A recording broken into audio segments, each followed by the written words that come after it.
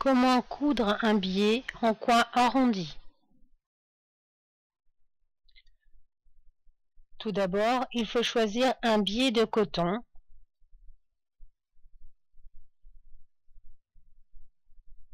Puis un tissu, des aiguilles et le fil de la même couleur de préférence.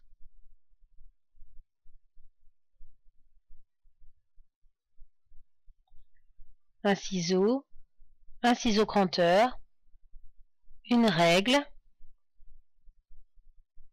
et enfin un crayon de papier.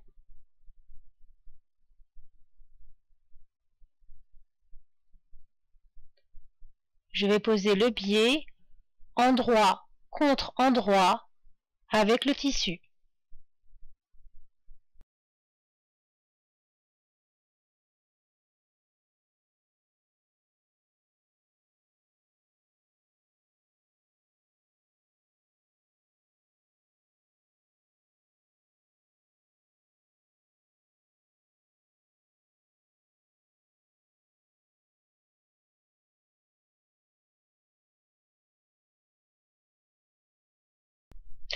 Un biais est un ruban de tissu plié en son milieu, puis plié encore au milieu de chaque côté. Ce qui va m'intéresser, c'est la dimension du quart de biais, en fait. Donc je vais le mesurer et je vais le reporter sur mon tissu. Ceci va faire l'angle de ma poche ou d'une pièce quelconque où je souhaite intégrer un biais à angle arrondi.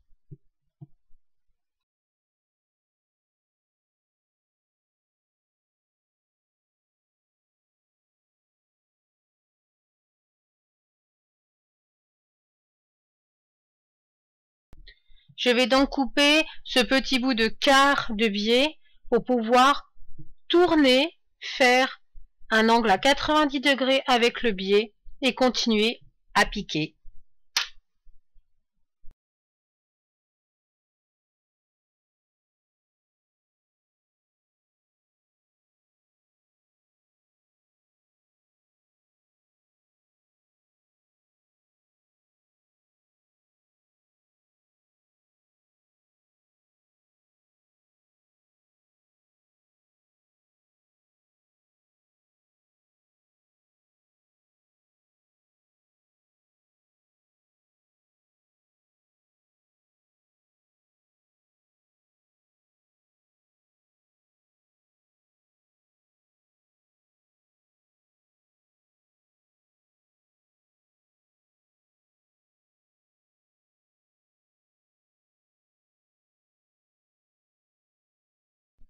Lorsque vous piquez vos aiguilles, veillez bien à ce qu'elles soient dans le bon sens de la couture.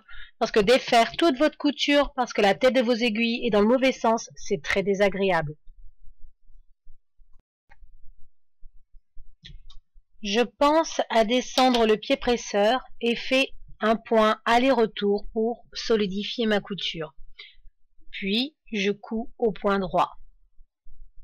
Je donne des explications plus détaillées pour les couturières débutantes et m'excuse par avance pour les expérimenter.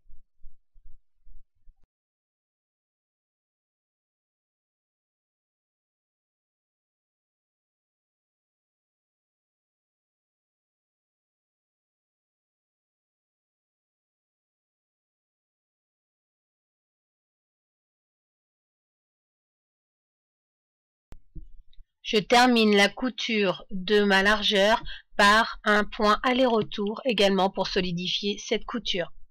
Puis pense à relever le pied presseur.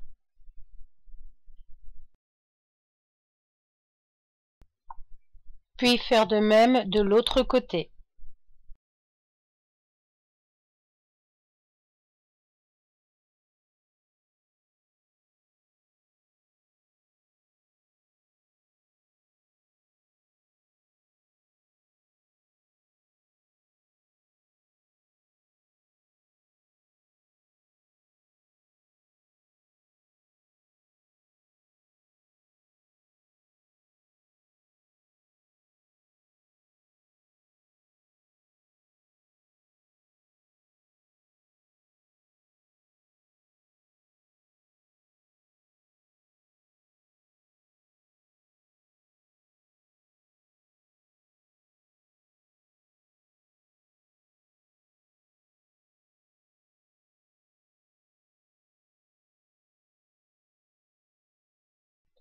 Crantez les bords de couture en veillant à ne pas trop raser le point de votre couture, qui peut provoquer un trou lorsque vous allez retourner le biais pour la prochaine finition. Et je trouve assez sympa de cranter même le dessous pour pouvoir avoir moins de tissu et donc avoir pas un effet de bosse au moment de la seconde couture.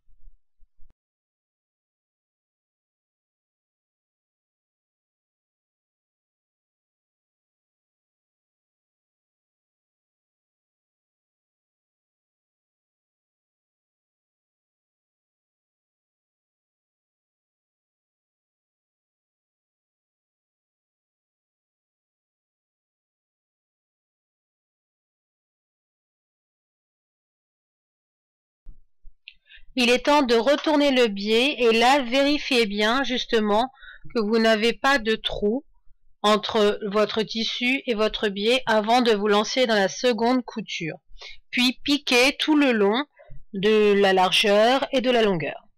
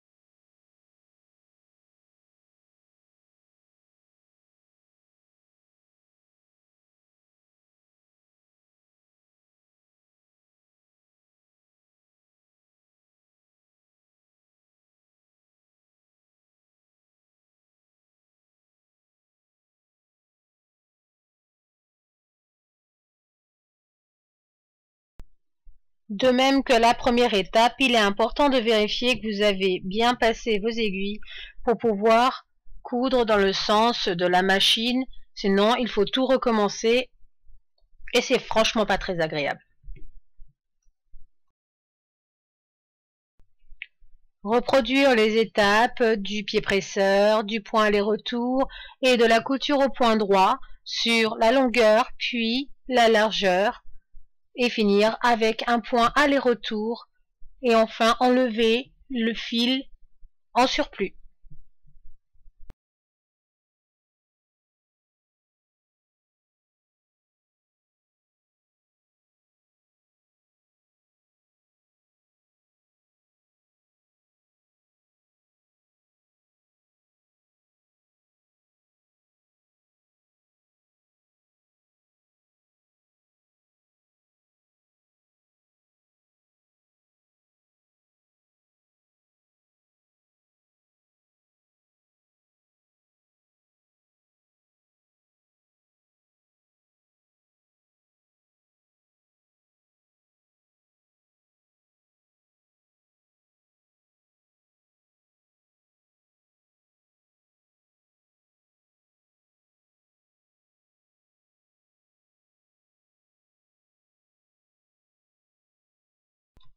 Une fois la pièce terminée, repassez-la pour avoir une belle finition et pour faciliter l'assemblage avec d'autres pièces.